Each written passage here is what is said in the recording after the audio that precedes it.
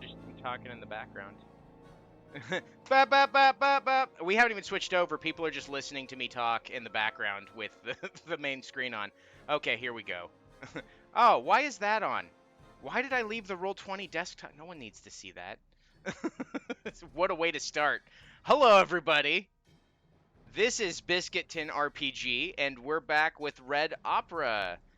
The Red Opera, a Red Opera, an opera that is red. I really should write stuff out instead of just saying what comes to my mind first.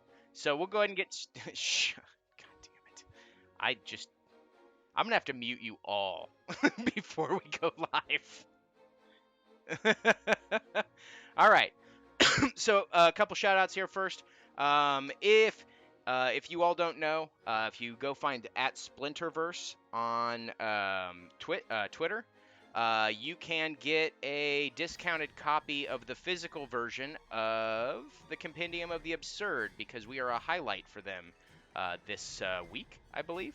But I think it stays on sale even past that till the end of the month, but I don't remember how I set it up, and I don't feel like looking right now. So the quicker you get there, the more likely you are to get a discount. It's 27% off, I believe. So, yay.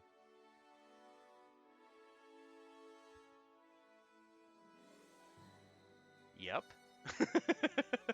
I thought you were going to mute yourself. Okay. Other than that, as you can tell, Quill is not with us this evening, so I'm going to go ahead and do a shout out for him. Go to the link I'm going to put in here. There we go. Editorquill.wordpress.com. If you have any D&D editing needs, he'll be more than happy to help you out at very good rates because he's using it to build his portfolio. So definitely go check him out. Also, of course, my drive-through RPG. Got to figure out how I did that. Is that it? Yes. Go there. You can find my physical work as well as a couple of the other ones. One of them paid, which is the Abyssal Knight, and then obviously a free one, which is something I just threw up there for funsies to have another title. So now there's three. And that's the Winter and Summer Courts of the Fae for a Warlock subclass. So that's interesting. And then, of course, if you want to really support me and you don't care about having a physical copy, go to my Ko-Fi, Biscuit Tin RPG. All the support is truly appreciated. That is my spiel. Alias.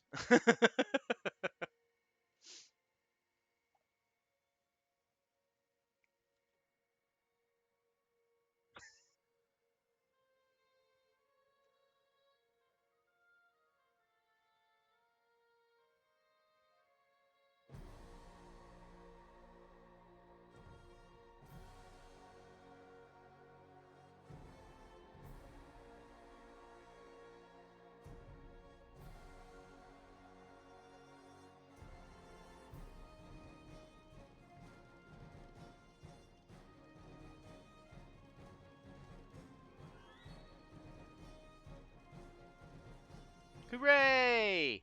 All right, so let's go ahead and get started. I think that's everything. Oh, wait. I appreciate it. Kira I believe that we might potentially have a special coming up next week here on Biscuit 10 RPG, where we will forego the normal Red Opera, and you might potentially be running a Honey Heist one shot. Is that correct?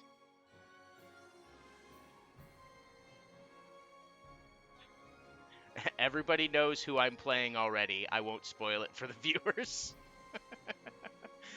Suffice it to say, there's only one of me, but sometimes there's not. All right. So, yes, please definitely tune in.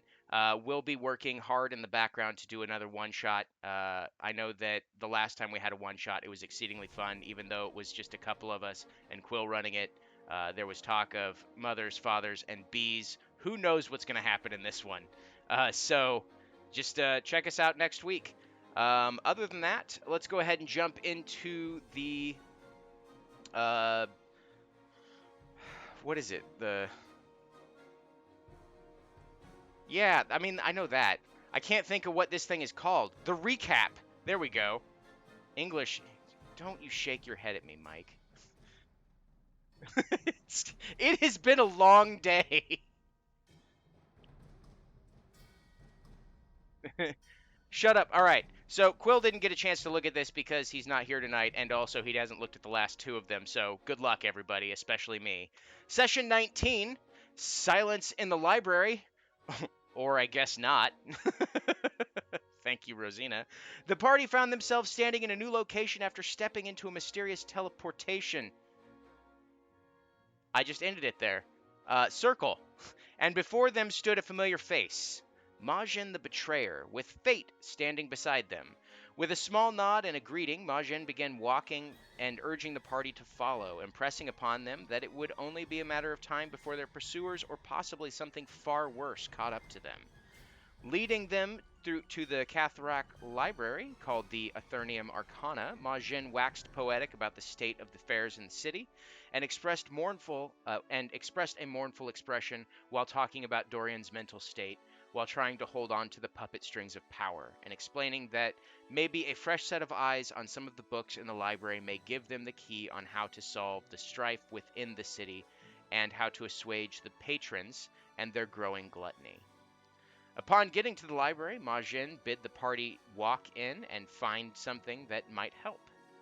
They did so, and were soon after greeted by a ghostly bookkeeper at the front desk who merely moments after explaining that quiet was essential for a pleasant experience, Rosina, suddenly overcome with what we can only assume was joy, spoke loudly, "Are you a ghost?" To which the ghost responded with fear as a rushing blast of wind uh, as a rushing wind blasted towards them, and the head librarian tore down the aisle, initiating combat. The bookkeeper immediately sunk into the floor to avoid what was sure to be a massacre. Multiple rounds later, Icarus, badly wounded, had to flee, and with a few strokes of luck and a piercing jab from his spear, Invar's felled the Lich Librarian. Not long after, the bookkeeper reappeared and gloated about his new promotion. And that is where we pick up. Thanks to an entire game of combat, I didn't have to write nearly as much as I normally do. So, with that, we'll go ahead and pick up. For now, I'm going to go ahead and keep your turn order as it was during the actual combat. So when we start taking turns on when you're looking for something specifically, we at least have a turn order. I will go ahead and allow you all to see the map, just so you can see the turn order too. I believe that will be helpful. Let's see here what is going on. Yep.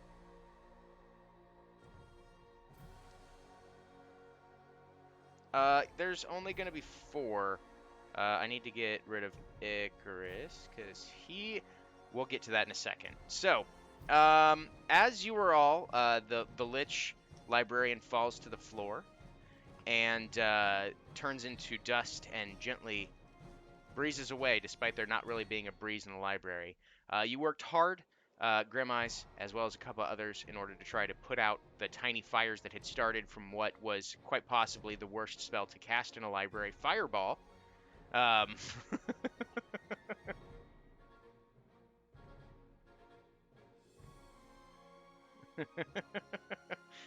Unfortunately, that did not happen. So I won't make you make any checks, but basically what happens is Icarus walks up to you all, looking extremely beaten down, blood pouring off of his fur. Looks like he's barely holding it together, and as he's walking up, he starts to say something, and then immediately poofs out of existence.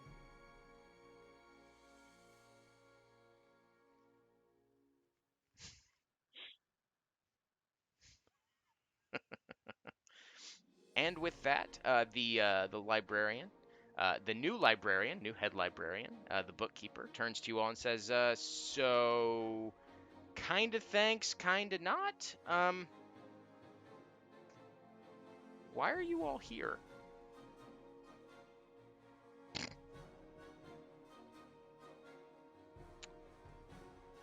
To look for books, but that's very vague. Okay, anybody else want to answer the question?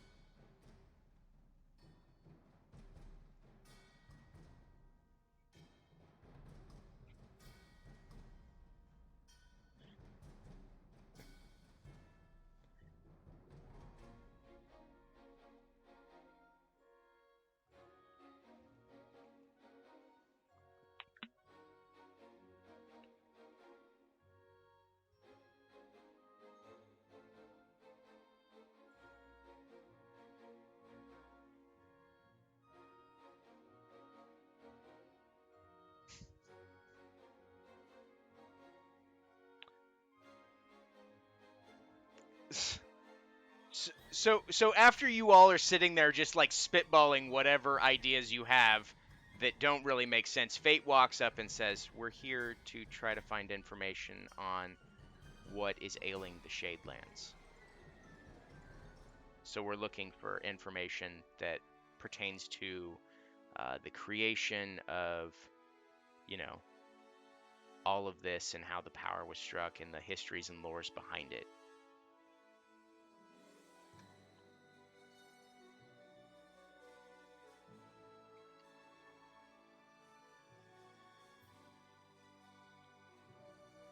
Uh, uh, yes. I'm now in charge, and I can help you find books. You said that you were looking for books on the Shadelands?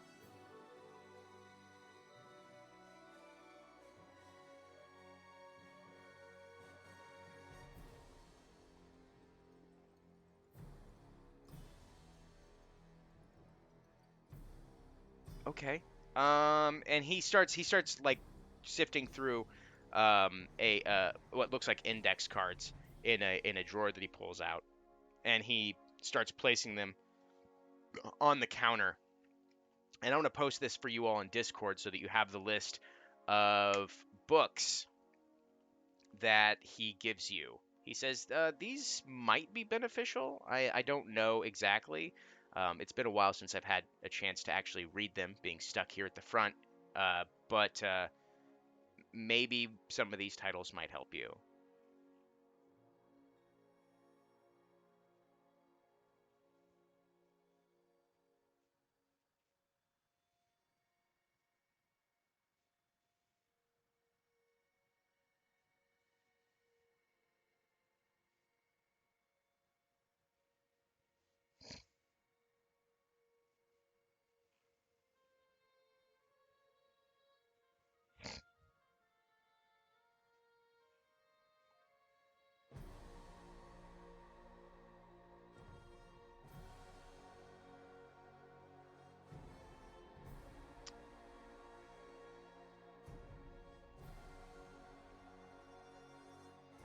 Well, they're not actually the books; they're just cards that are sitting in front of you. So, it, uh,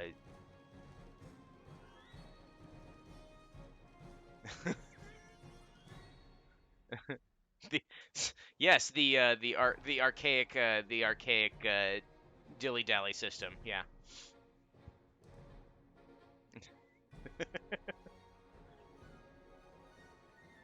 Sure. And he okay. one second. We'll start with the first one. And he snaps his fingers, and you see a book fly out of a bookshelf, not like 30 feet to your right, and then fly into his hand. And he goes, uh, "Okay, so I'm just gonna be up front with you all.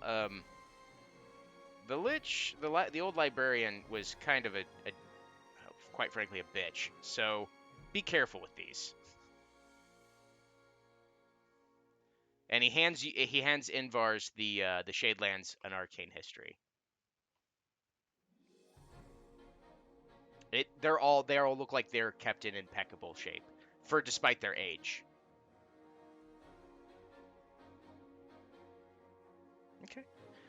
So you kind of like page through it trying to find bits and pieces, and then this particular like sentence kind of stands out to you. This paragraph, as it were. You see, it says, "I find it maddening how many of these heretics look for the origins of power in this place. It doesn't come from the sea or the earth beneath our feet, you fools. The patrons who so graciously share their power did not arrive from some distant shore. They came from places beyond the grasp of the physical realm. There is no physical origin. They have blessed this patch of land, and we should be thankful. Those who search for this so called well of souls should be cast out. It's not sacrificed in offering to our benevolent patrons. If not sacrificed to our benevolent patrons." So, as as soon as you start talking, your voice is amplified as if a microphone it hovers over your head, and everything you say is, yeah, that's very much how loud you're speaking, and you can't whisper.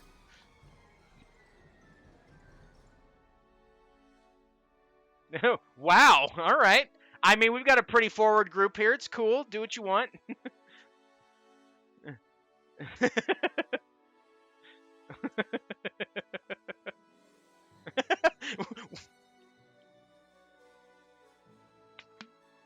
I'll jump.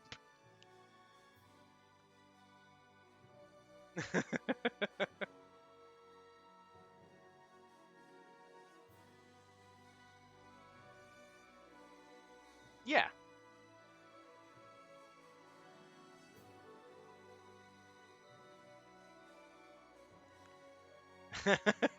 Seems like you've already solved that problem.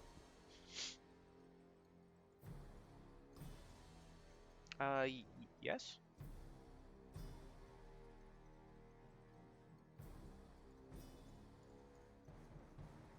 Mm-hmm.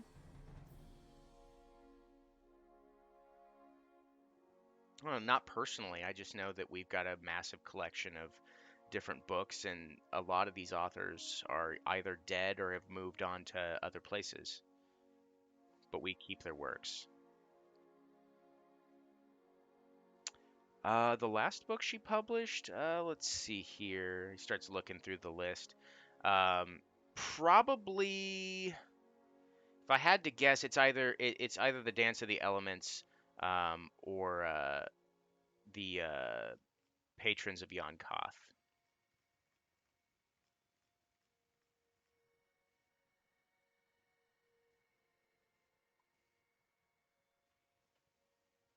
Okay.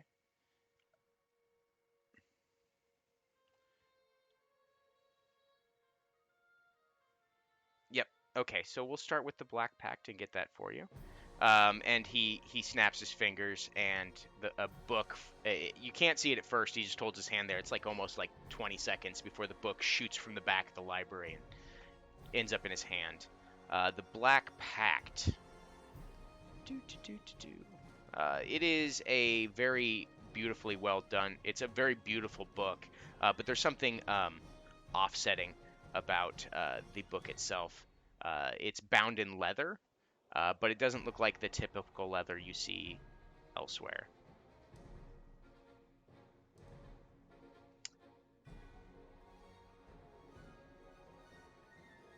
Yeah, he'll hand it to you since you asked for it.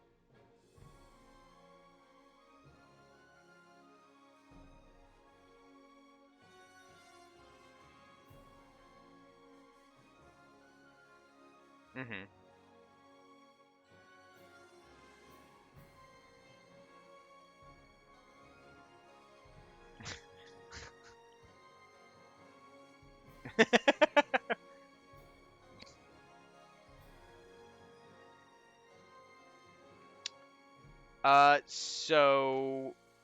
The librarian doesn't ping as anything.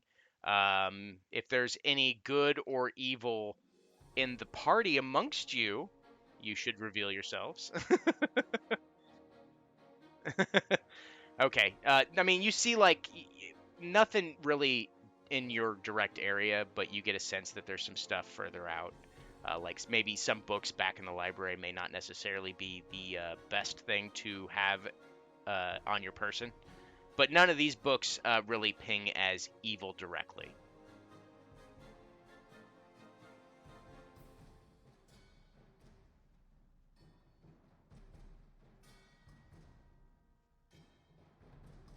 No, there's no it doesn't work like detect magic. So the book itself is not evil, and neither is anything on the book.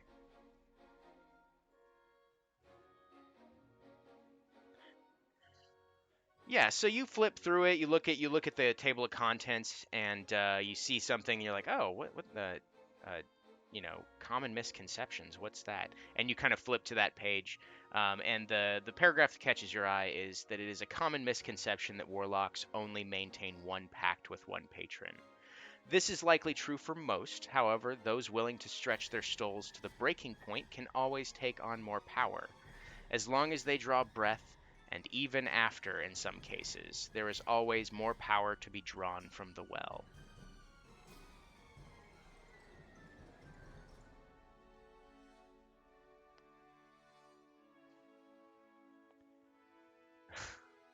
As soon as you get done reading that and you kind of like you're like, okay, cool. Uh Essential, your body loses its corporeal nature. You become a wispy and translucent in color.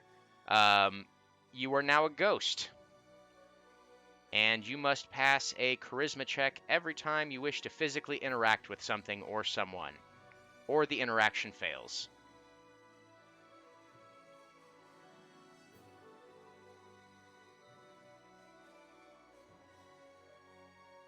I mean, you're a ghost, yeah. Okay. Rosina, what was the book that you were wanting to gain?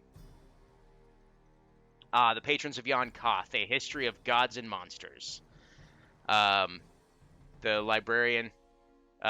Obviously, essential. The book falls out of your hands. I'm just gonna say that that happened. He snaps his fingers and picks up the book and sets it back on the cabinet. He's like, "You, okay, whatever." And he snaps his fingers, and another book flies towards his hand. It doesn't take nearly as long. It literally looks like it was like a couple rows away.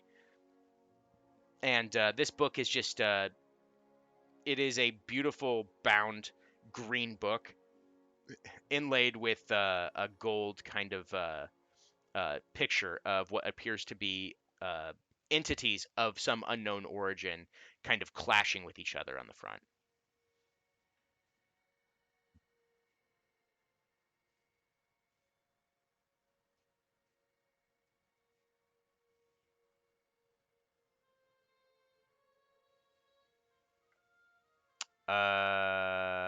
Yeah, you can open it.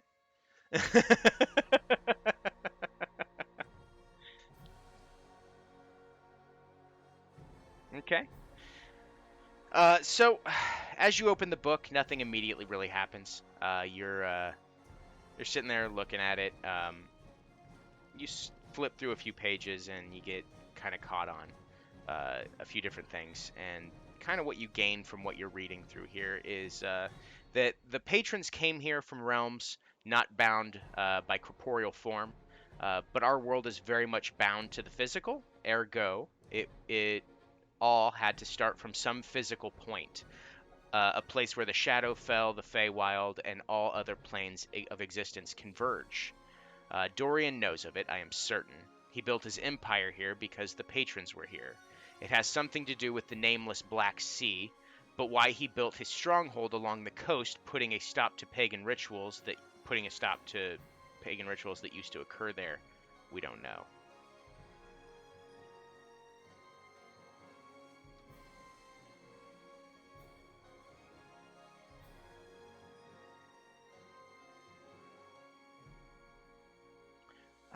Not without further research, you won't really find anything. You see the pretty typical ones. As you were flipping through, you're like, oh, the Hexblade patrons and patrons of the arts, and all. Just basically various patrons, but no names to them. Just the style of magic and power that they usually bestow upon their supplicants.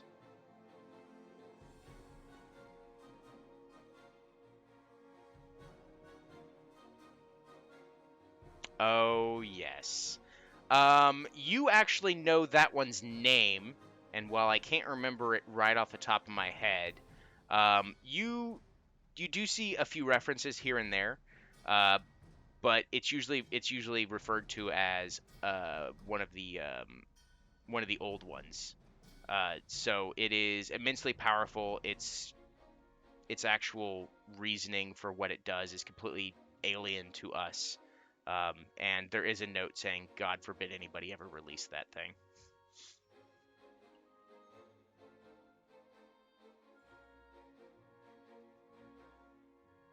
All right.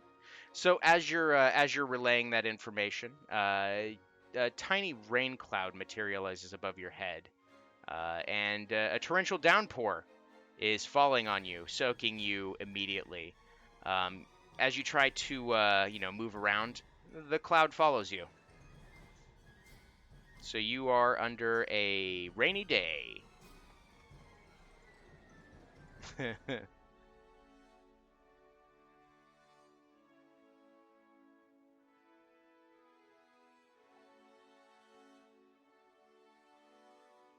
Okay. The librarian kind of like grabs the book from Rosina's hand and sets it on the thing and just like kind of wipes off the water. It, it's fine. And he goes, "Hang on just a second." And he starts pulling out some stuff, and he you see him casting what looks like a spell here and there, and he snaps his fingers and he goes, "Consider this being a payment for helping me with her." And each one of you, except Essential, who is in the ceiling right now, um, he he actually casts Remove Curse, and the ailments that were affecting you have ended.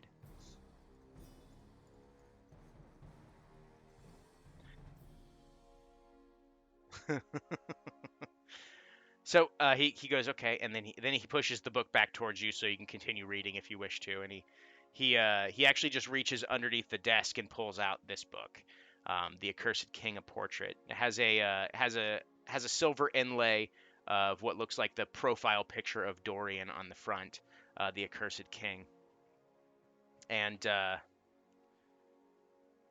hands it to you, Grim Eyes.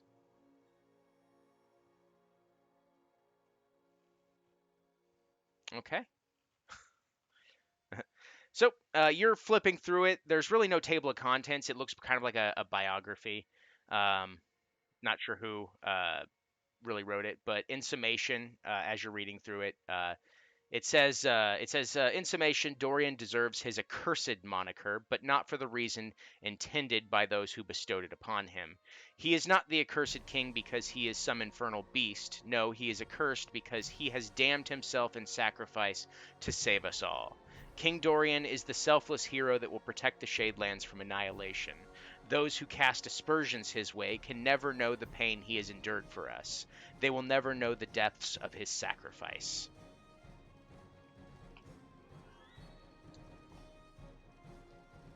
Okay, to everybody but Grim Ice, you all know that you've been traveling with this fellow that just read this book, but for the life of you, you cannot remember who he is, how you really met, just that you've been traveling together. That's it.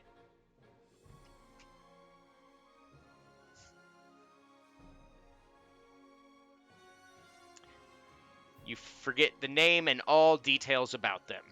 All the party knows is the player is a member of their party, but can't remember anything else.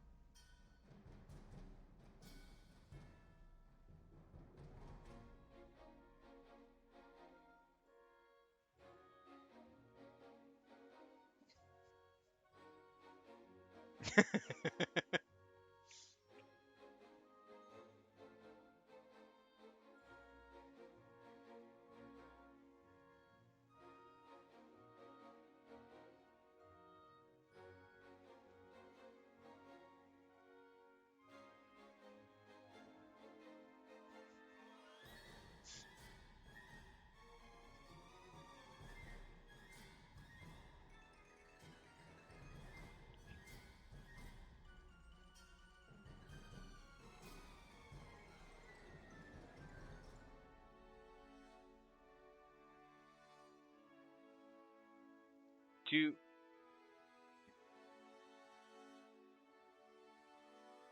uh-huh.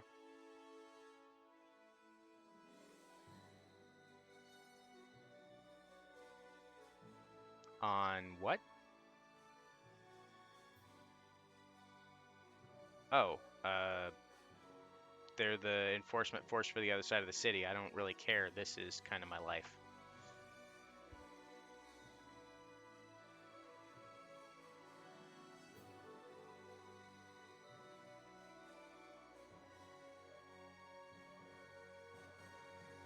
Well, it doesn't affect me, but it could potentially affect the people that, live on this side.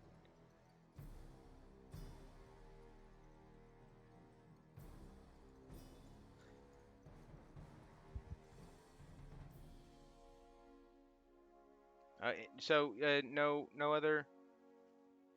other books? Okay. All right. Well, you can take those with you. Just make sure you bring them back when you're done with them. You have a week, otherwise we start fining. Well, if we send out the collectors, the people that track the favors that are owed.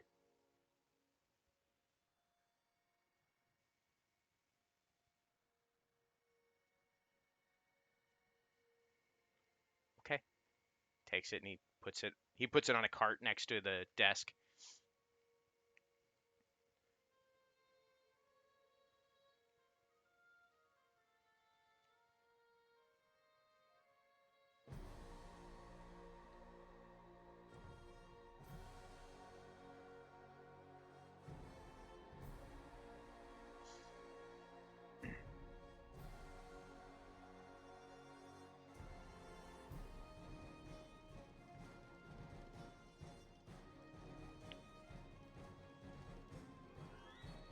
Okay.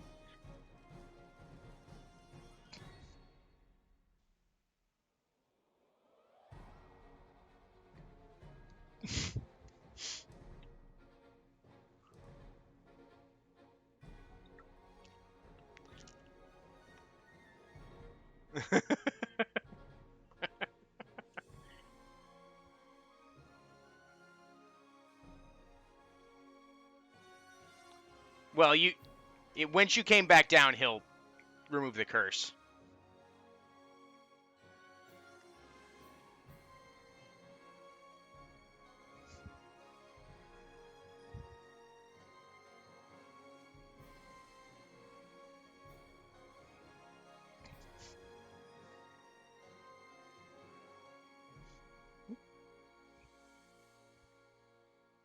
Okay.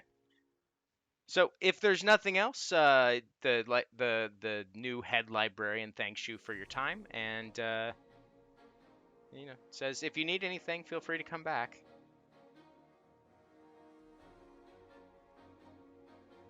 That's a bad thing to ask me because I should have wrote that down. Dicks. Hang on.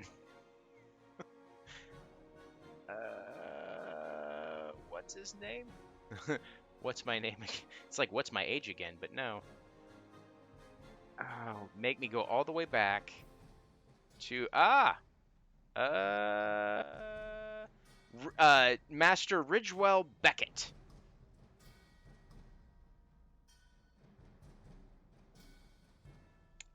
Uh, no, it's done. It works the same way as favors do in the Shadelands. It's just it's a mark. We can call it in if we need to. Uh, yeah, we work with the collectors very closely.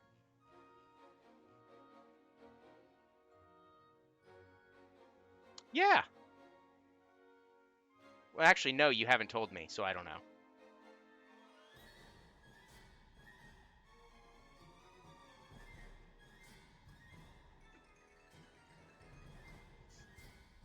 Okay.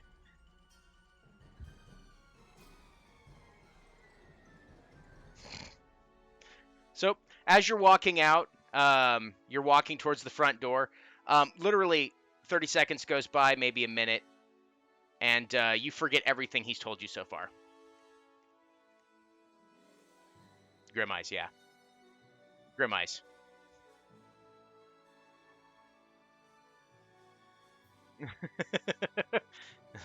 Nope. So anything about his lineage, being a hexblood, hags, all of it gone.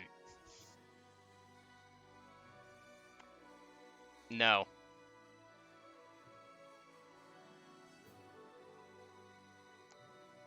Well, you all know that he's been with you, but you just can't recall any specific details about him. Don't worry about it.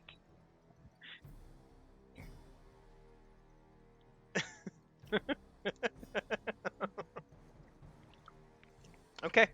So you exit out the front. Fate seems completely unfazed by any of it, just being like, all right, whatever.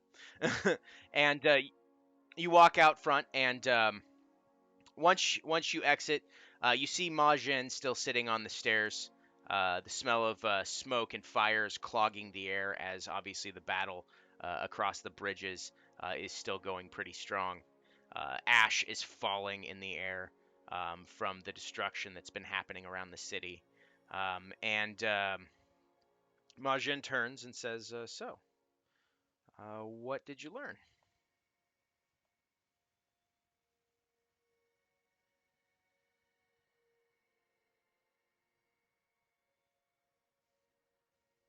The Well of Soul. Oh, that could be it. So the Well of Souls, it doesn't need to be destroyed, I don't think. But what may be happening is it might be in danger or broken. Um, bring the books. There should be enough notes in there for us to use. Just make sure you return them. Helena is known to put curses on her books. Huh?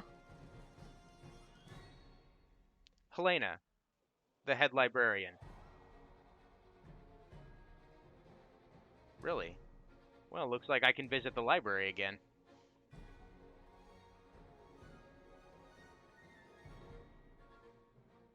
Hmm.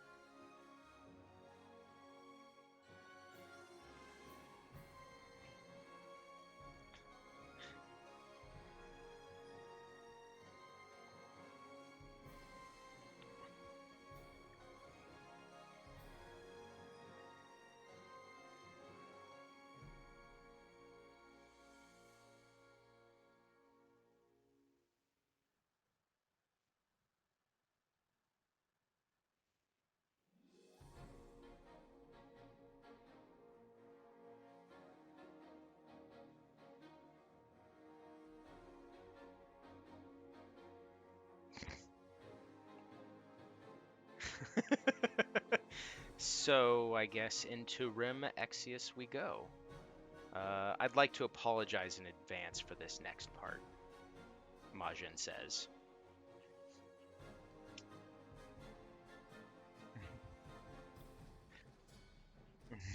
Oh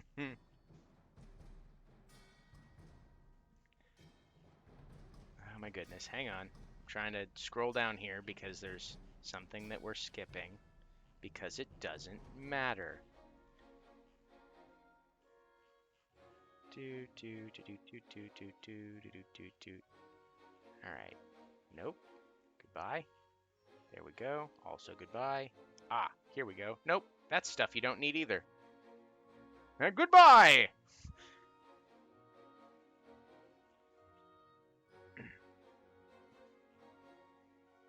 All right. So, Majin says, well, looks like we're going to have to go visit and open the Well of Souls, which, and he turns to each of you and goes, this is not something we're supposed to do, just so you're all aware.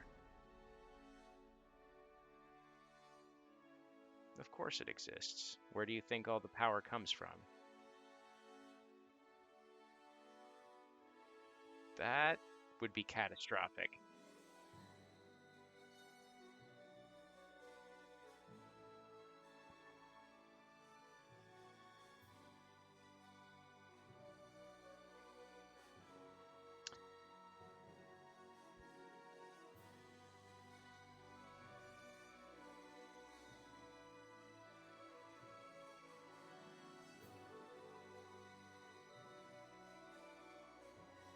Uh,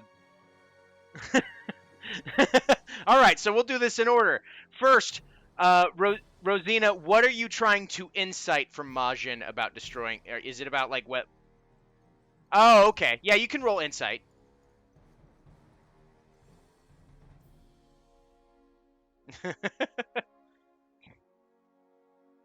um, Nothing rings untrue. Not trying to be deceiving, not hiding anything. Legitimately doesn't think the well should be destroyed. And there's no hint of deception in Majin's words. All right, so essential, you're gonna insight check Rosina to figure out what her deal is.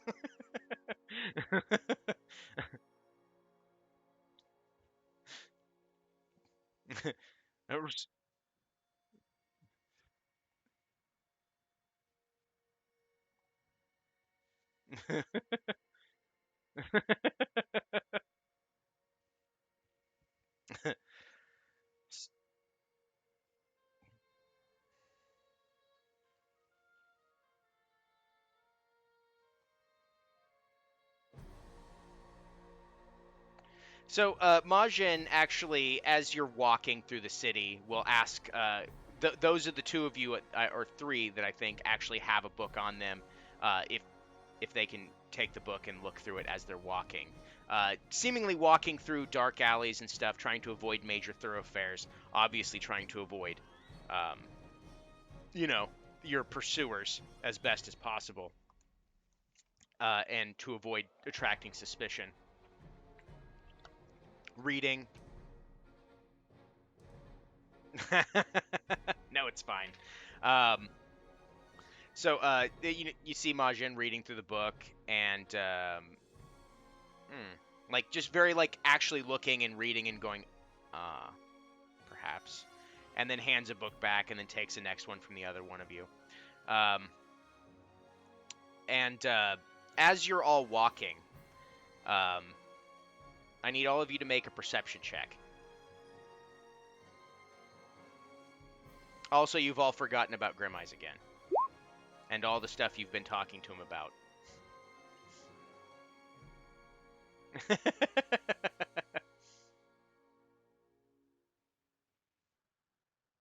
Okay.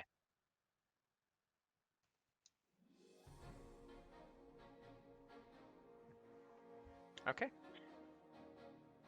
All right. So Essential and Grim Eyes, you both see this coming out of the shadows, and it happens so quick that you're not sure what to make of it until it's too late. You see one of the drow that had been pursuing you previously run at Majin and stab them with that one of those red jeweled swords, and the sword goes directly through Majin, and Majin falls to the floor, or the ground in this case, because you're not inside of a house. Um, and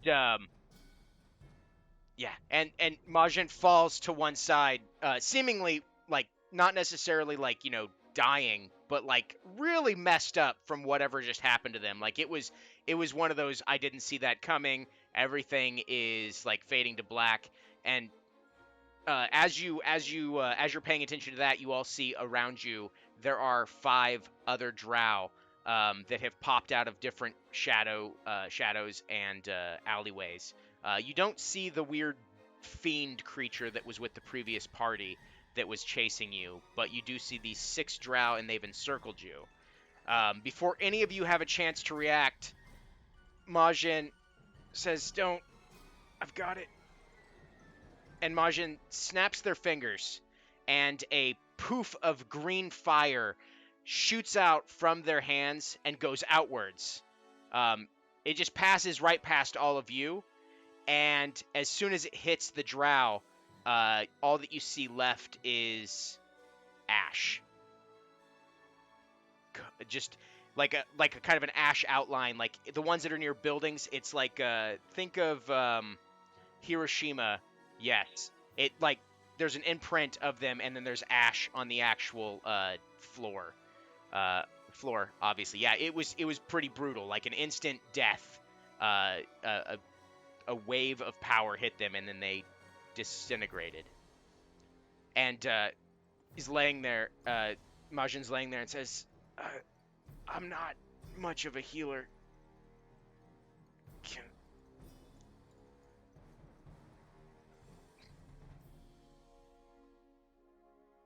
Okay." It... so gross.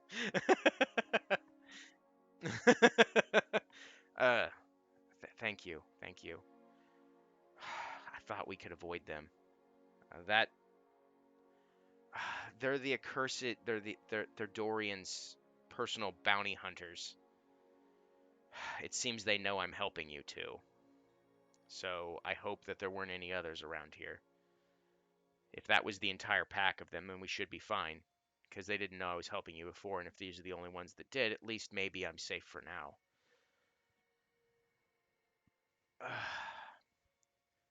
As long as we can avoid combat, I should be alright.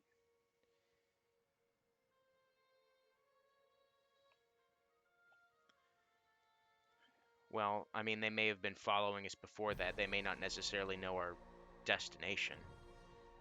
But definitely be on the lookout.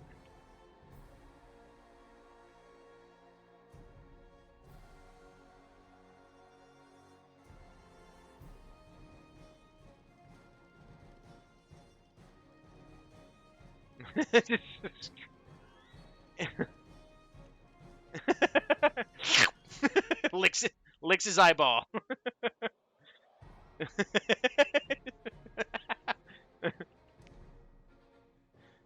Just licks his eyeball.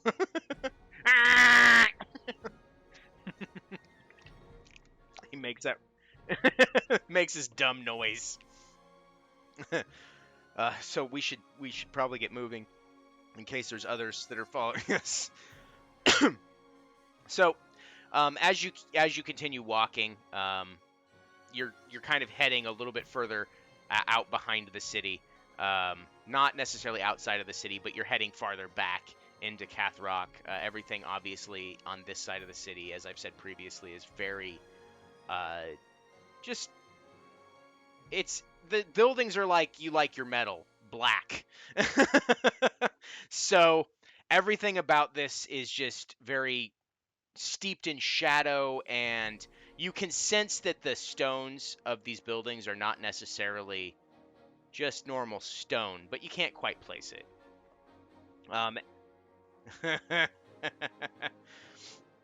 So, Majin leads you all through a path between some jagged, icy rocks, and miraculously steps out on top.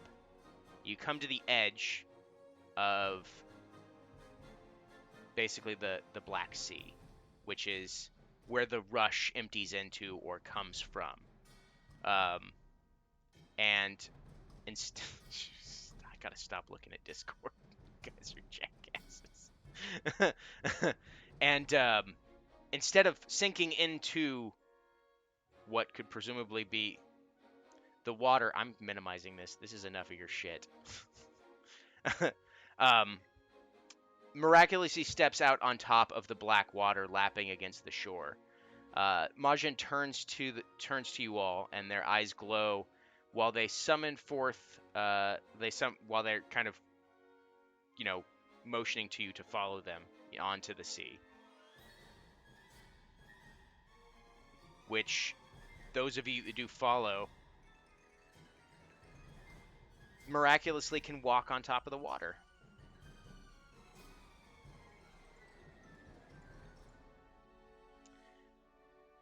The you keep walking and you're seeing the stop it. That's terrible. Some days it's hard to get rid of a bomb.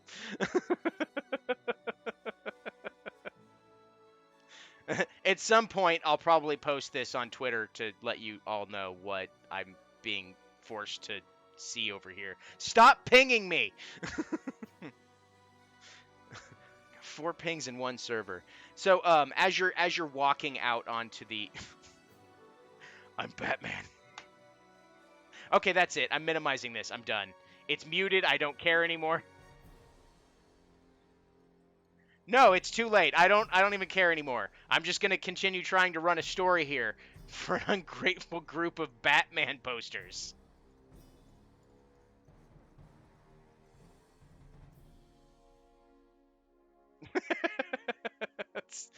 Wait. I think that's actually the right number of letters. Someone's gonna get weird calls.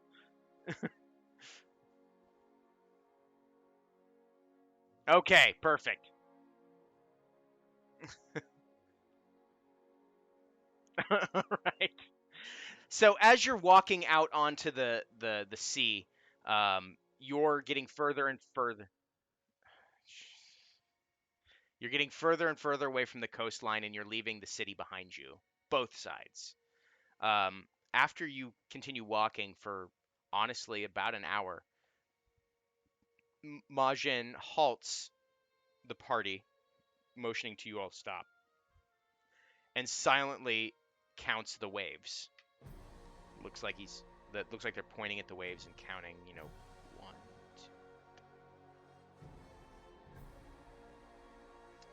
two. With a curt nod, Majin looks forward toward the sky where the stars are almost moving as if aligning. Majin then takes a step forward and falls. Not into the water, but rather they fall into another plane of existence. Do you all follow?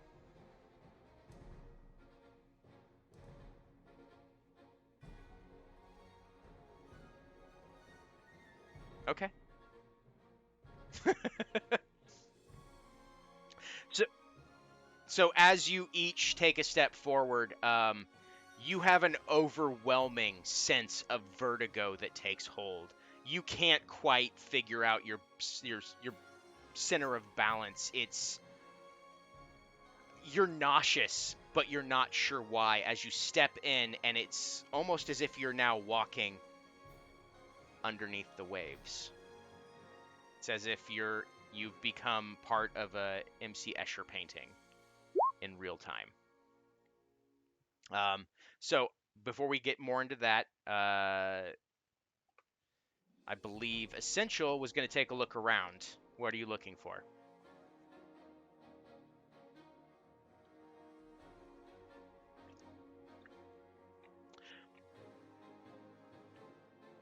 So as you look around, it really dawns on you that you are an hour away from shore. You can barely make out the city at this point. Like, you can see the tall towers and structures, but there's no way anybody could follow you out here, at least not on top of the water without being seen, and the waves would be too much to really notice anything underneath if there was.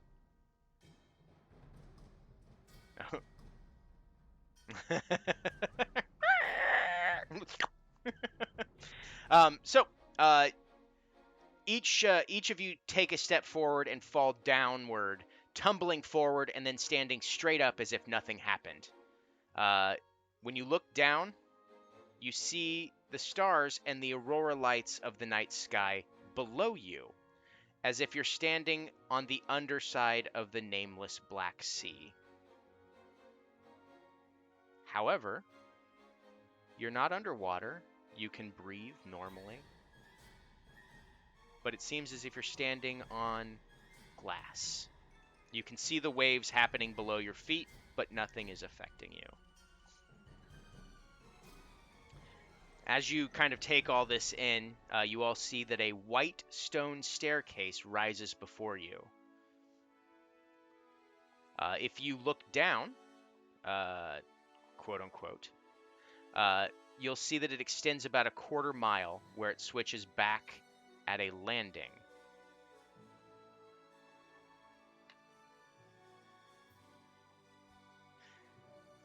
So, what do you all do?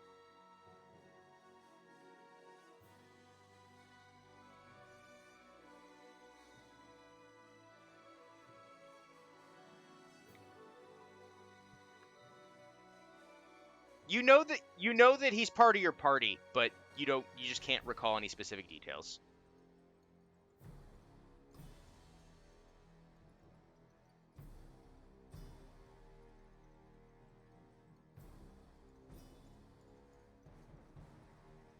Right. You know that they're not an enemy, but you just don't remember anything about them.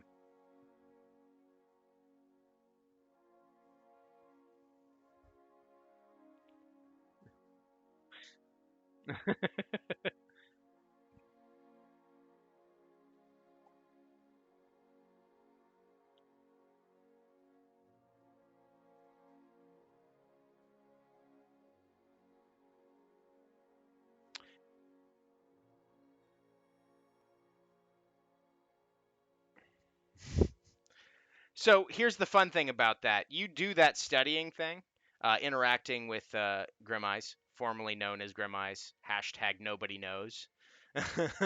And as soon as you get done, you get all of Grimeyes' stats, but 30 seconds later, you forget all about them.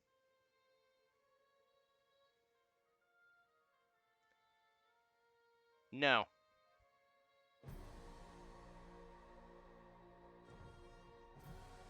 Yeah. But anything pertaining to any specifics about Grimeyes himself, you don't know.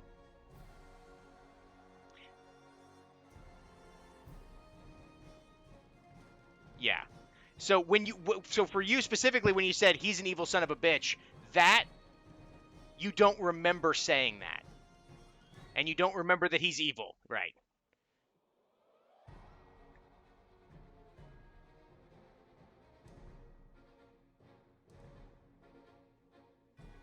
Yes.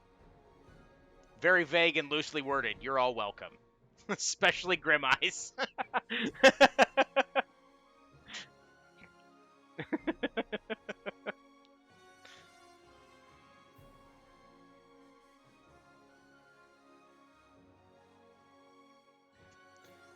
Who knows? Chaos.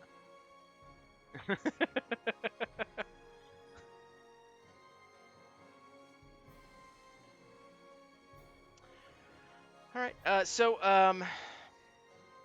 you start going up the stairs, I'm assuming everyone's going to go up the stairs. There's really no other place to go except for walking around on a ocean floor. Um,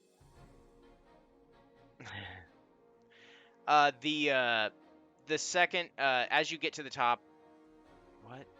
Ever? I didn't mute myself. Okay, good. Um, I just lost where I was. Damn it! I really should bookmark stuff.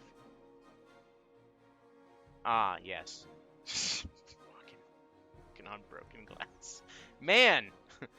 Oh, if only I knew that more of that song, we could all start singing it, similar to other songs that we've done.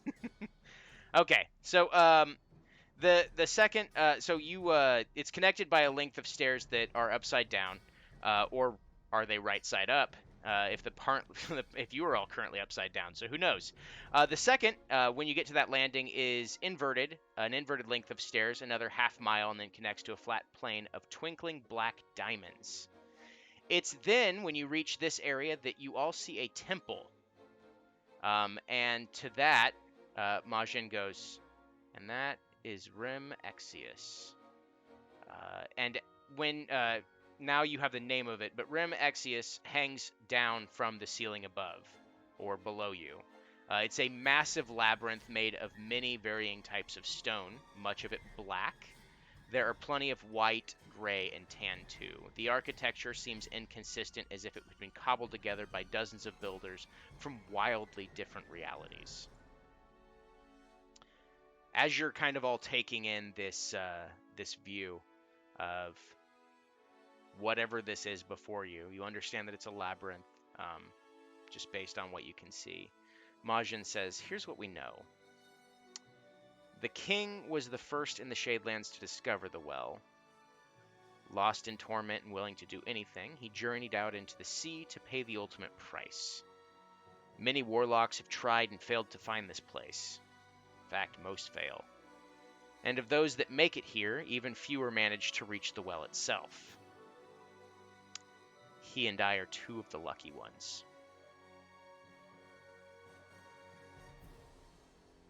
The Well of Souls exists not in the material plane so much, but in several all at once. A combination of the Shadowfell, Feywild, Astral Plane, the Elementals, the Abyss, and who knows what else. It's of a bit of a mess. The current theory is that no one created it with any sense of intent. There doesn't seem to be markers or instruction manuals or ancient elvish runes that hint at an intentional construction. Rather, we think it spawned through one pact at a time. The patron made a pact with the first warlock and subverted the divine magic between god and follower. And this is all being discussed as you're walking up the stairs. As you reach the top stairs, Majin looks first like they're tumbling over, but then falls gracefully upward to land on the inverted landing, which is the second set of stairs. Their feet find purchase and they look up/down at you.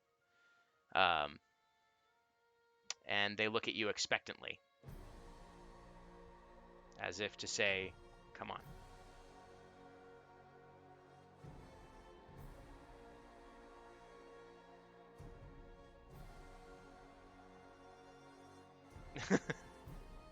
Yep.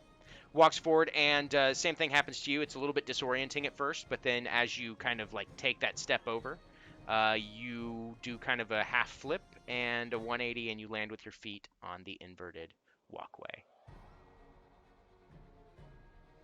As does Scrappy, who is confused and licking his eyeball.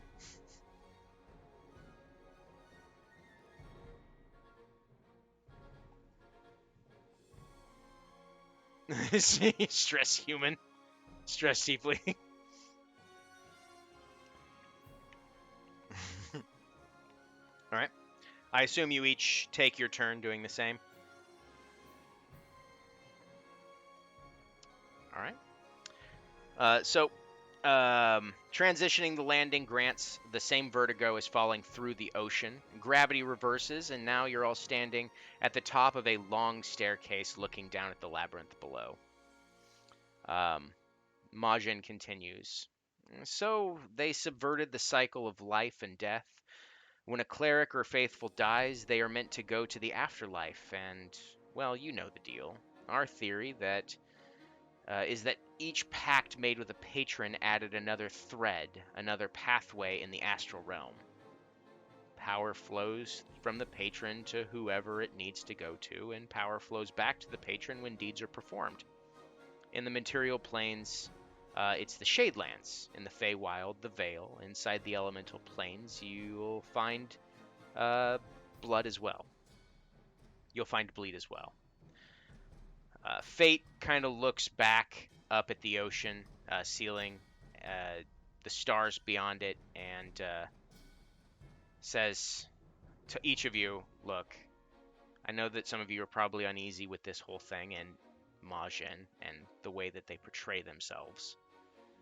But Majin's proven himself to be perhaps the foremost expert on patrons and their packs, which means they've spent plenty of time plucking secrets from other warlocks. It's why the patrons call them Majin the Betrayer, because every time they're in here, we learn something new." Majin nods, says, "The problem is getting in here. With an infinite pool of possibilities, it's a little different each time. I've failed plenty of attempts and cracked the code a few. We will journey through 3 trials and likely journey out through 3 more. Teleportation won't work here, and divination magic is often fuddled. I don't know all the answers of this place, but I can offer you one major bit of assistance as you travel. If there is a particular patron you wish to speak to while here, I know which thread to tug on. Majin reveals a tattered and worn notebook, which they had tucked inside of their robes, and shows to each of you, kind of scrolling through it.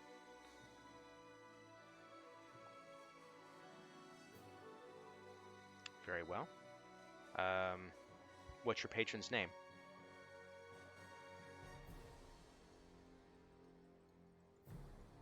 I believe I said a particular patron.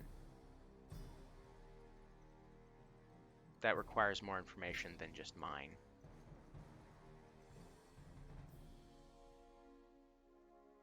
Huh.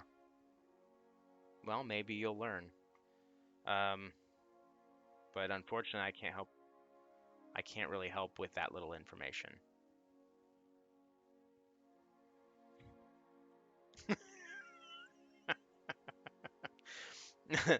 As Majin steps down on to the plain of Black Diamond, the temple rising a few hundred yards away, Majin spreads their hands and says, "Welcome, Turim Exius.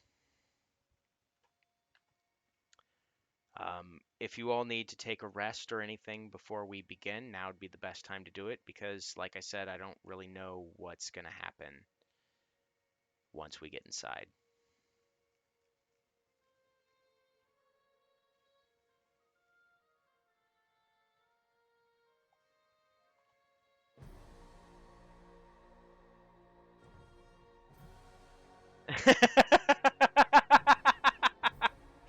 That's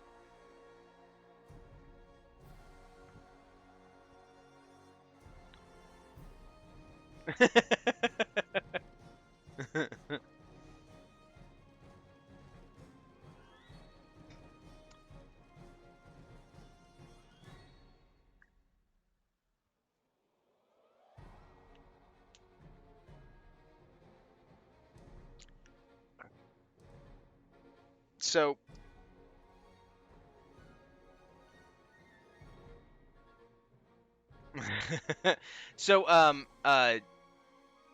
Rosina, Fate walks up to you and says, "Look, I understand how frustrating it can be not to know who your patron is.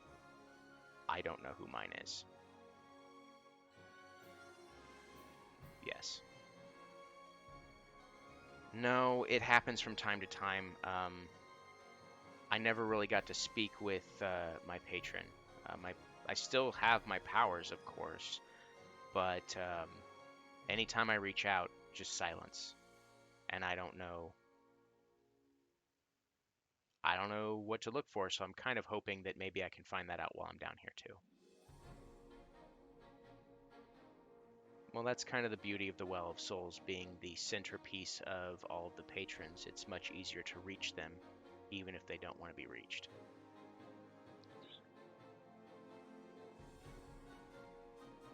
So, if you all would like to have conversations with either Majin or Fate, now is the time.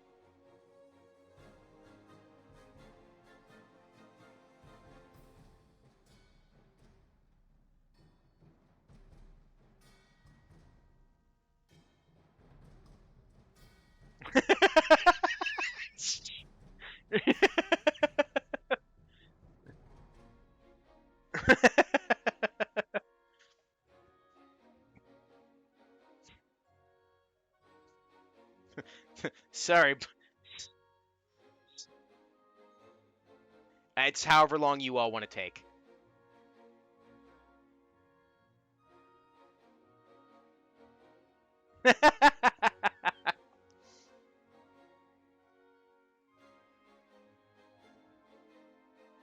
It is. I mean, to be fair, you haven't seen anything dangerous down here. Um, you're outside of what could potentially be the dangerous thing, and It's true. It's true.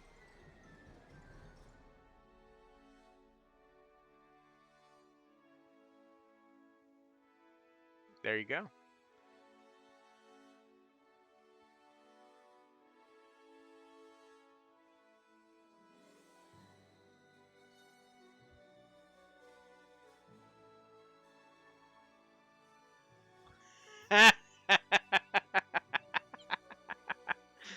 All right. Understood. I have to make Majin stats now. All right. With that, if you're not going to do any talking or chatting, either with either of them or amongst yourselves, I'll go ahead and accelerate that time frame. You all awaken completely refreshed. Quill is still nowhere to be found. Sorry, not Quill. Icarus.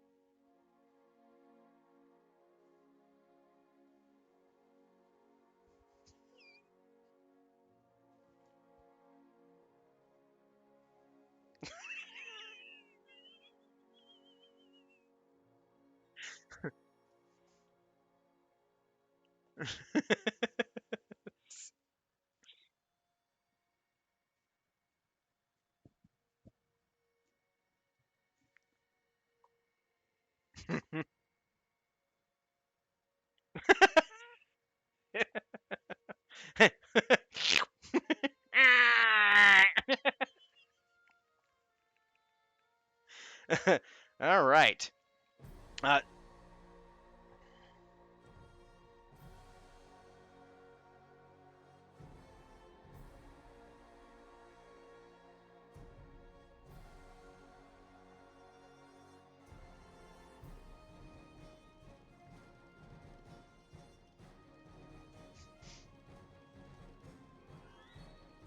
far superior to a man feast.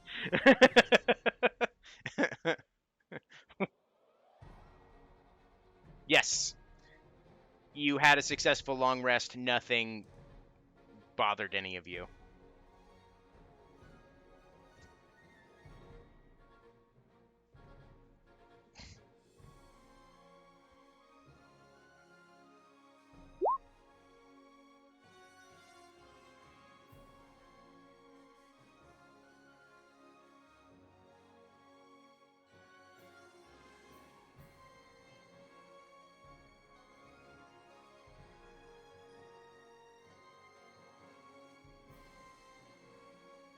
Nice.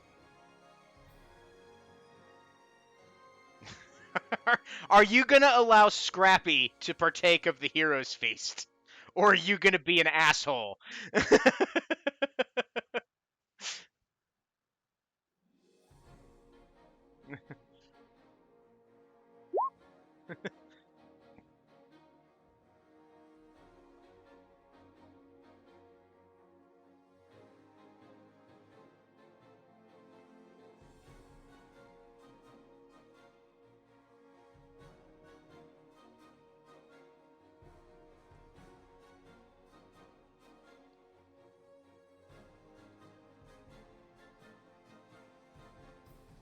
Would it be temp hit points? It would be counted as like, and yeah, temporary max HP. Got it. Right.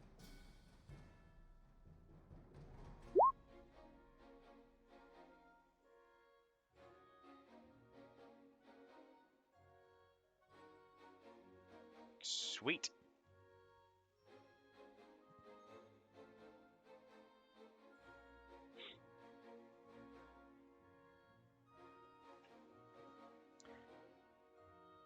You can each roll your own.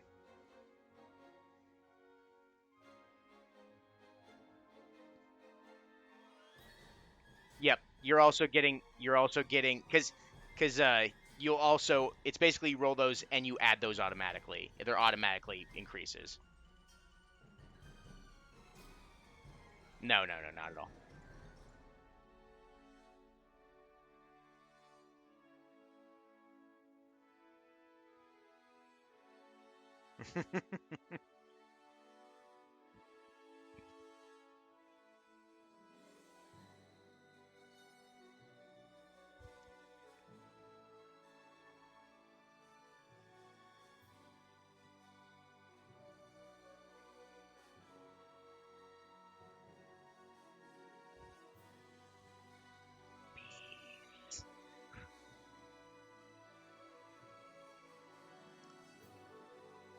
I mean, I'm a purveyor of all biscuits of all types, so American, English, it's all good. I mean, I guess you can deep fry Oreos. That makes sense.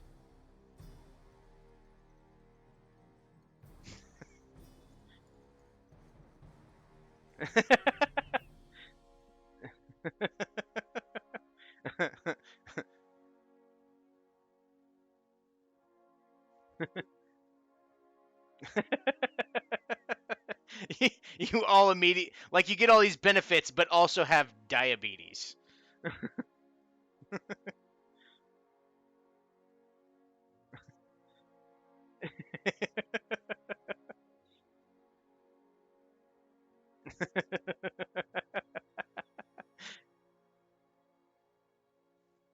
Ah, thank you for giving me a new cursed item idea.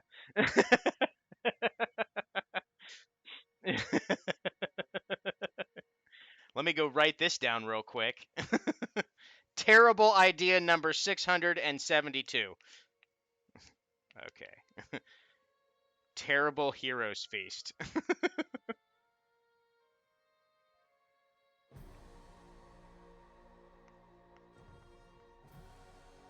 Okay.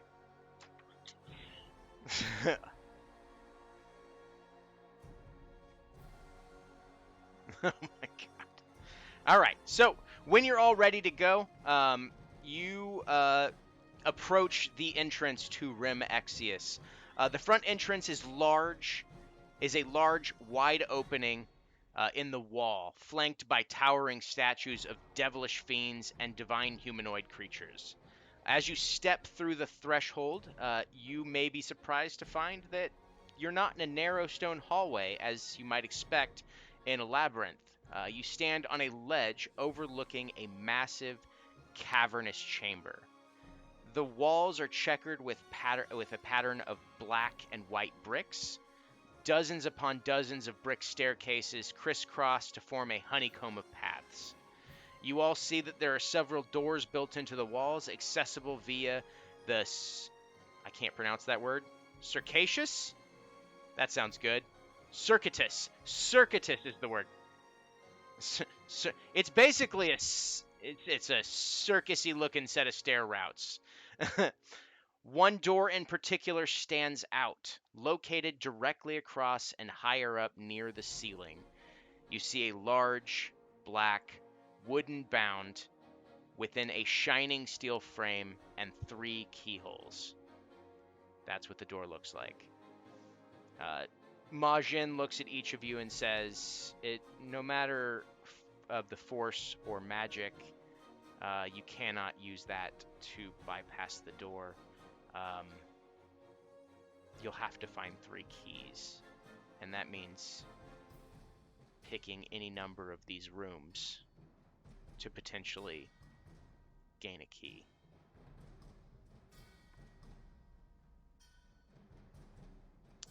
And with that, that's where we'll pick up next week. The beginning of Rim Exius and the collection of three keys to get through this really stellar looking door. Everyone, have a wonderful night. As always, thank you, players, for being amazing. Boblin, Bigglesby, Barry, Gary, whatever your name is, maybe one day we'll all figure it out. Other than that, everyone have a wonderful night.